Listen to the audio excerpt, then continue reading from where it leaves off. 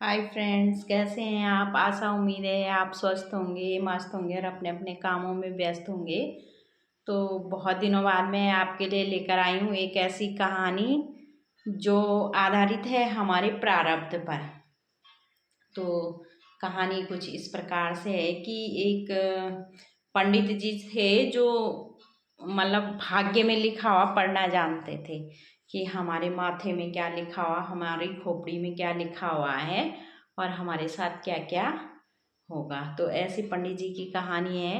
एक दिन की बात है कि पंडित जी जो थे वो नदी के किनारे, पुराने समय की बात है, उस समय जब शौचालय की व्यवस्थाएं घर में नहीं थी, तो पंडित जी शौचादि के लिए नदी के किनारे जाते थे और वहीं से वो मुंह हाथ धोकर भी आ जाते थे।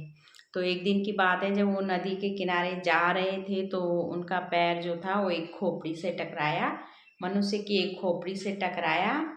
और जब उन्होंने देखा कि पैर किससे टकराया तो उन्होंने क्या देखा, वो एक मनुष्य की खोपड़ी है और उसमें लिखा हुआ है कि इस खोपड़ी में अभी एक चीज बाकी है, इसके साथ मतलब एक कोई बात होनी अभी बाकी है।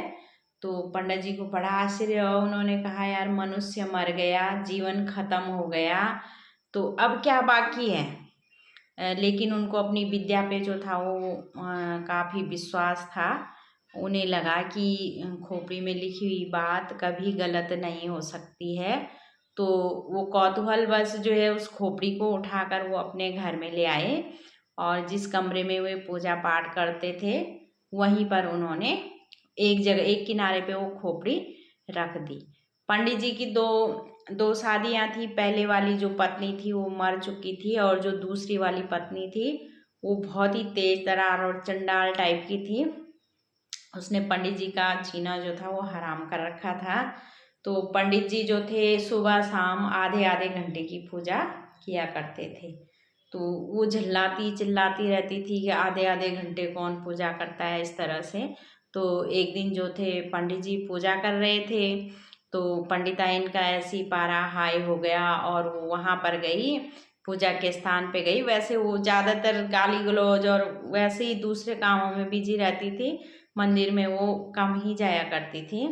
लेकिन उस दिन वो अचानक वहाँ पर चली गई जहाँ पे पंडित जी पूजा कर रहे थे और उसने क्या देखा कि वहाँ मनुष्य की खोपड़ी रखी हुई है। पंडिताइन थोड़ी शक्की टाइप की थी, उसके मन में ये था कि पंडित जी अभी अपनी पहले वाली पत्नी को भूल नहीं पाए हैं। तो खोपड़ी देकर वो आग बबूला हो गई और उसे लगा कि ये खोपड़ी जो है पंडित जी ने अपनी पहली पत्नी की निशानी रखी हुई है। और वो बड़बड़ाते गाली गलौज करते हुए बाहर गई और एक चप्पल ले आई और उस खोपड़ी को उसने खूब चप्पल से पीट दिया। पंडित जी हक्के बक्के रह गए। अब उनके दिमाग में बात आई कि इस खोपड़ी के लिए यही बात बाकी थी, मतलब ये चप्पल खाने ही इस खोपड़ी में बाकी थे और वो अब पूरे हो गए। अब शाम को जब पंडित जी गंगा जी की तरफ घूमने गए तो वो उस बेचारी उस खोपड़ी को वहीं डाल के आ गए जहाँ से उठा के लाए थे। तो इस तरह से दोस्तों कभी कभी हमारा प्रारब्ध भी ऐसा होता है कि मरने के बाद भी कई बार कहते हैं कि यहाँ नहीं भुगतेंगे अपने कर्मों का फल, तो वहाँ भुगतना पड़ेगा। तो बेचारी वो खोपड़ी, वो कभी उसमें जीवन रहा होगा, पता नहीं कितने साल की उम्र में वो संसार से गया होगा और जाने के बाद भी उसमें एक प्रारब्ध का एक कर्म फल बाकी था, तो वो इस तरह से पूरा हुआ। तो दोस्तों कहानी आपको पसंद आई होगी। Bye bye.